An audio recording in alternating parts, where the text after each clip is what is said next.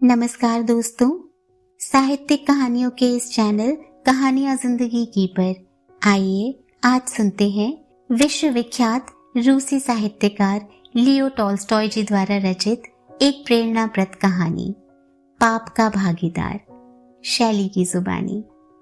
आगे बढ़ने से पहले हमेशा की तरह आप सबसे आग्रह है कि अगर चैनल पर पहली बार आए हों या अब तक ना किया हो तो चैनल को सब्सक्राइब जरूर करें।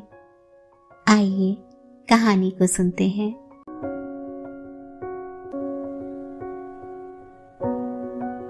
करीब 4 या 4:30 बजे का समय रहा होगा।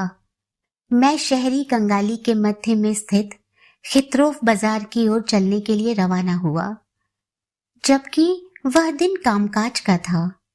यह वाकया सन 1881 के दिसंबर माह का है, जब कोहरा अपने पंख फैलाए चारों ओर उड़ रहा था और हवा में भी काफी तेजी थी।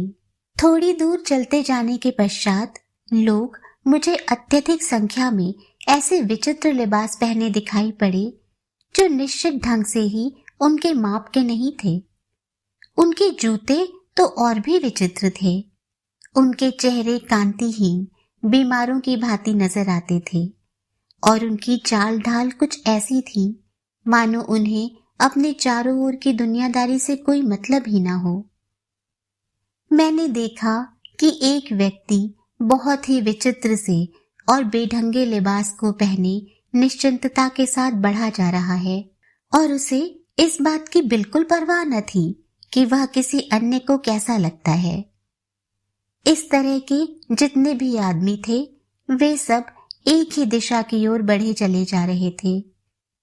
मैं वहां के रास्तों से परिचित न था, लेकिन फिर भी किसी से बिना पूछताछ किए मैं भी उन्हीं के साथ साथ आगे की ओर बढ़ गया और खित्रोफ बाजार में पहुंच गया।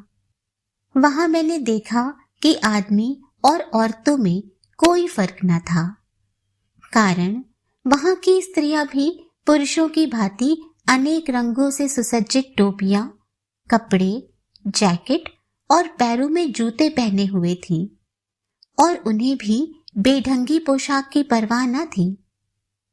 क्या बूढ़ी क्या जवान, सभी या तो बेफिक्री के साथ बैठी हुई कोई सौदा बेच रही थी या इधर उधर घूम रही थी और एक दूसरे को गालियां देती हुई कोस रही थी।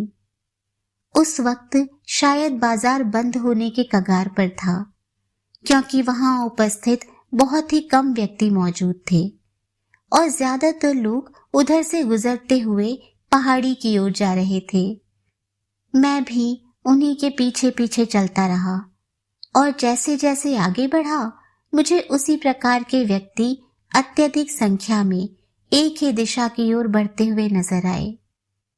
लेकिन जब मैं बाजार से निकलता हुआ सड़क पर पहुंचा तो मुझे 2 महिलाएं मिली। एक वृद्ध स्त्री थी और दूसरी नवयौवना। दोनों ने अपने तन को भूरे रंग के फटे पुराने लिबास से ढांप रखा था और एक दूसरे से किसी बाबत बात करती हुई जा रही थी।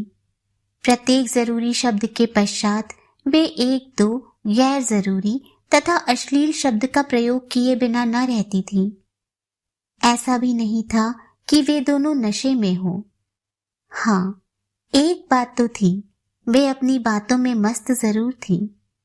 मुझे तो उनकी बातें करने का ढंग बड़ा ही अजीबोगरीब प्रतीत हो रहा था, लेकिन जो व्यक्ति उनसे मिलते थे या उनके आगे पीछे चल रहे थे वे उनके ऊपर बिल्कुल भी अपना ध्यान आकर्षित नहीं कर रहे थे।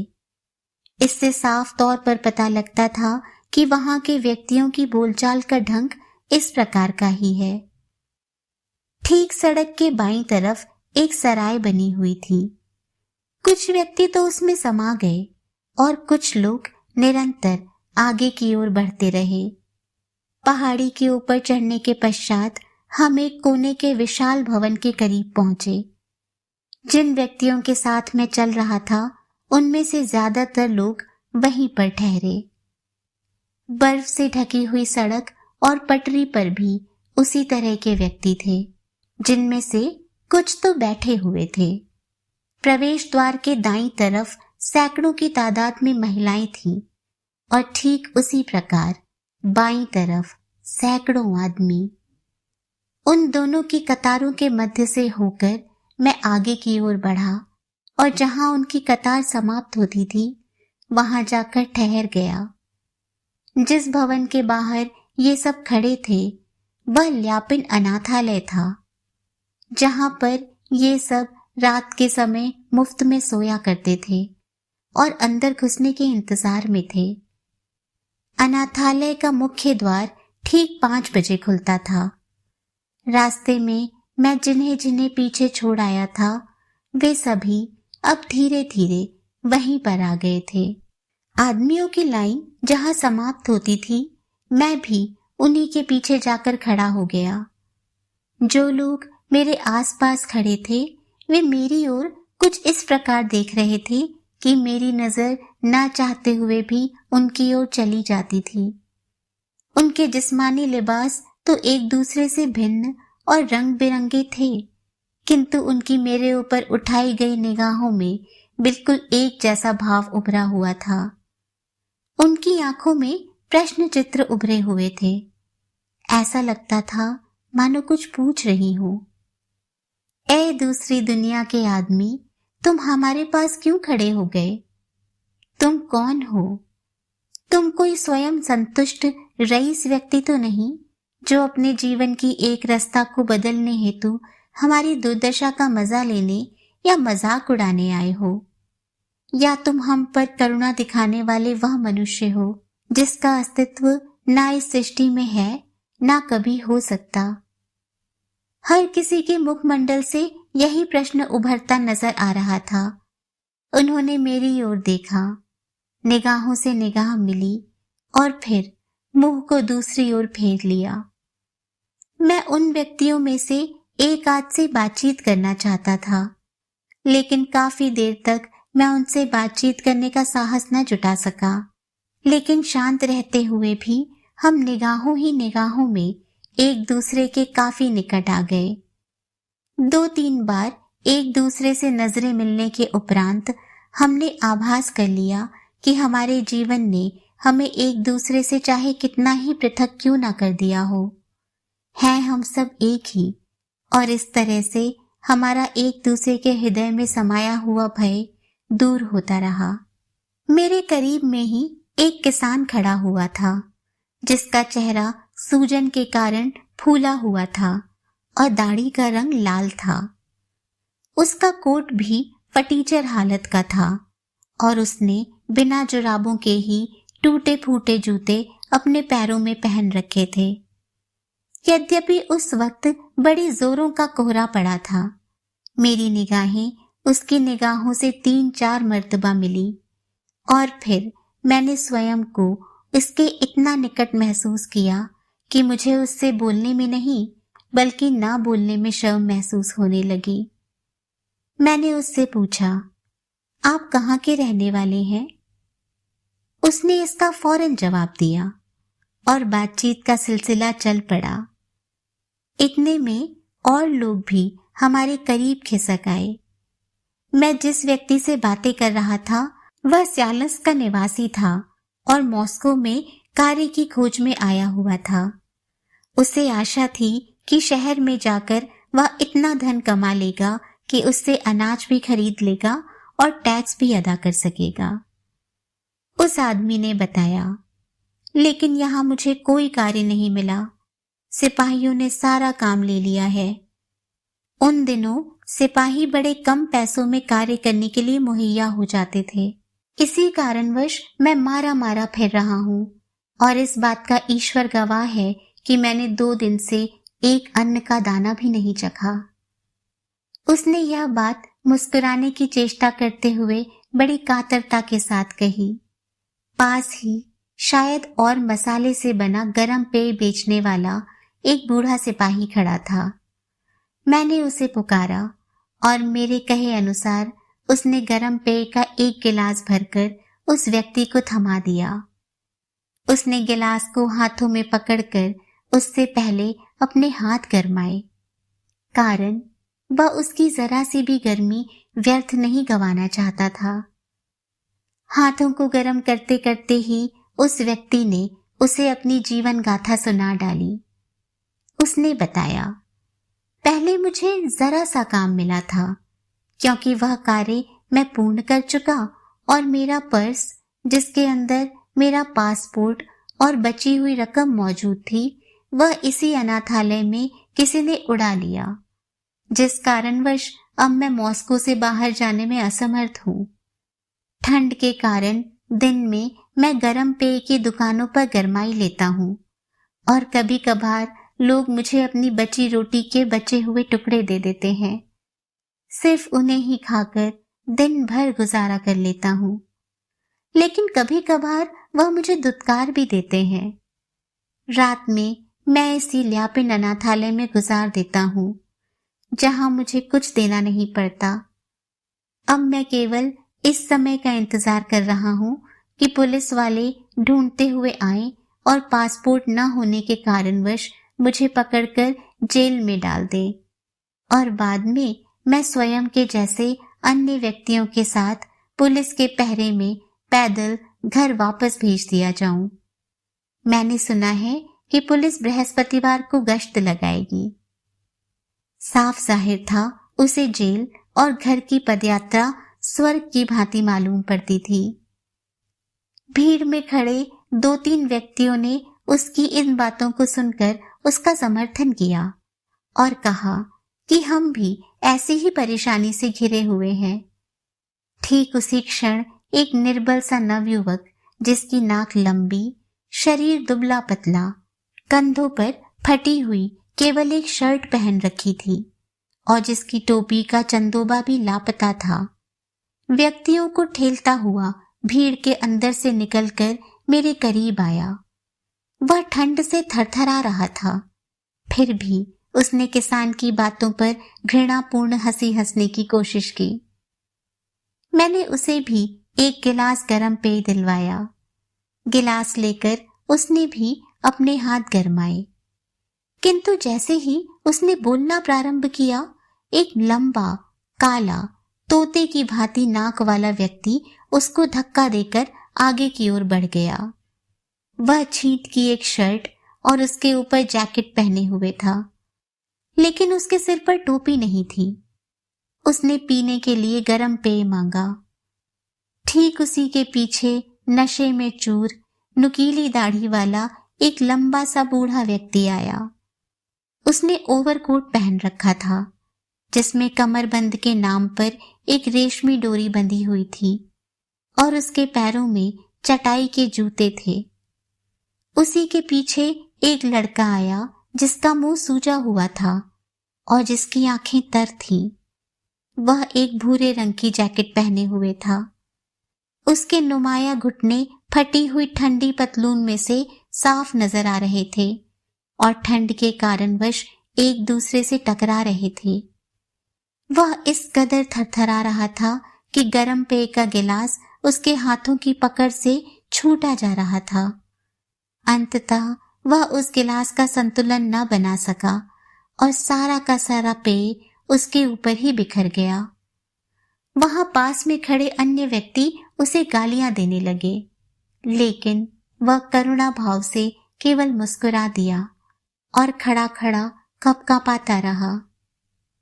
उस लड़के के पश्चात फटे पुराने चीथड़े लपेटे एक बिगड़ैल शक्ल सूरत का विकृत शरीर वाला आदमी आया।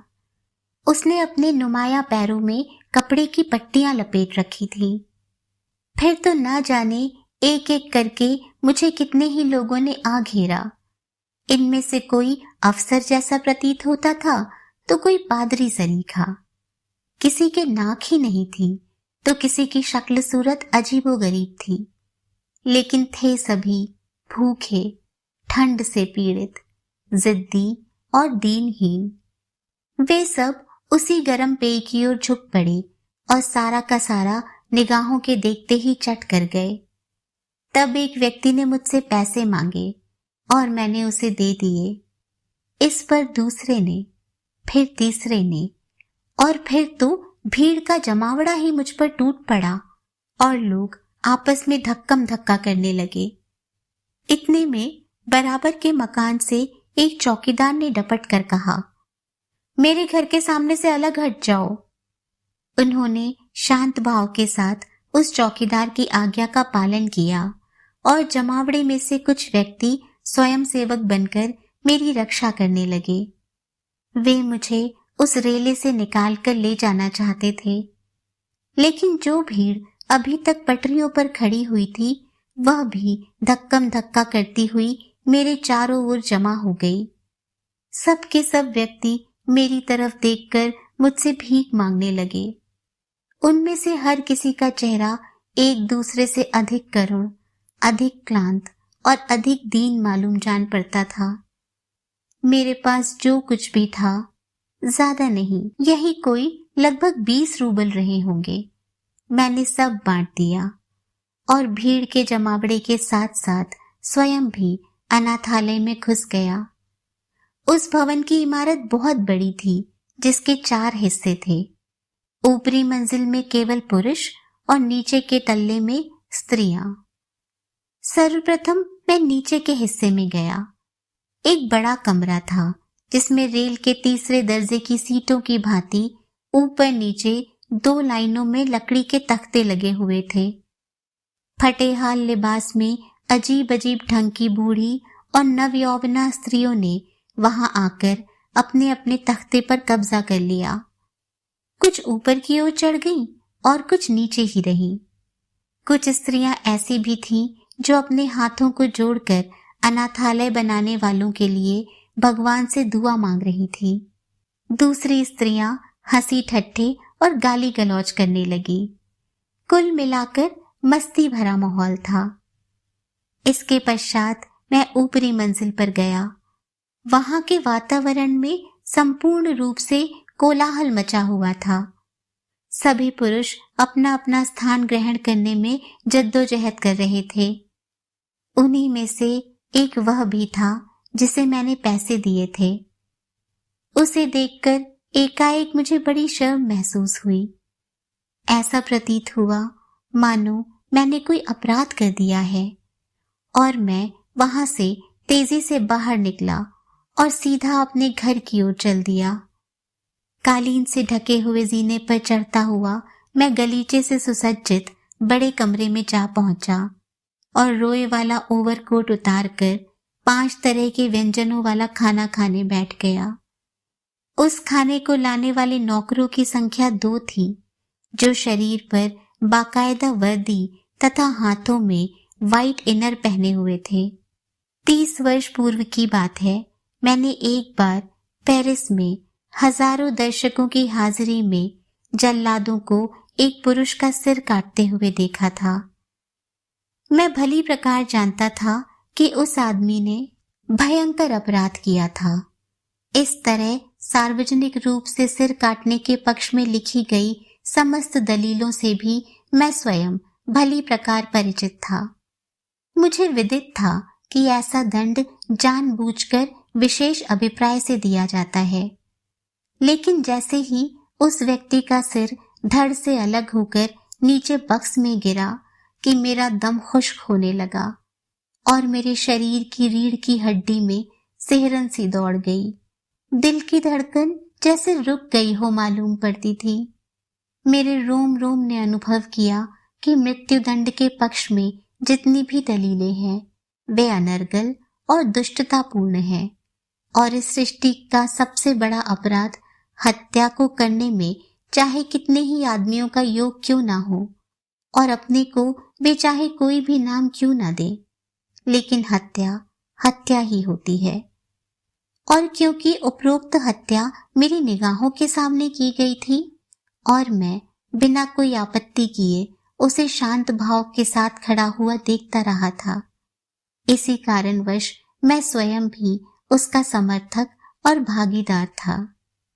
इसी तरह जब मैंने ल्यापिन अनाथालय के बाहर इतने लोगों को भूखे, ठंड में सिकुड़ते और पतन का दृश्य देखा तो मेरे शरीर में झुरझुरी सी बनने लगी और हृदय ही नहीं बल्कि मेरा रोम रोम यह कहने के लिए विवश हो गया कि जब मेरे जैसे सैकड़ों व्यक्ति ठूस ठूस कर अनेक प्रकार के व्यंजनों का सेवन करते हैं और अपने घोड़ों और घर तक के फर्श तक को कपड़े या गलीचे से ढकते हैं, तब चाहे इस सृष्टि की समस्त विद्व मंडली इसका कितना ही समर्थन क्यों ना करे, इसमें संदेह नहीं कि मॉस्को में इस प्रकार के दसियों हजार कंगालों का होना एक चिरस्थायी अपराध है।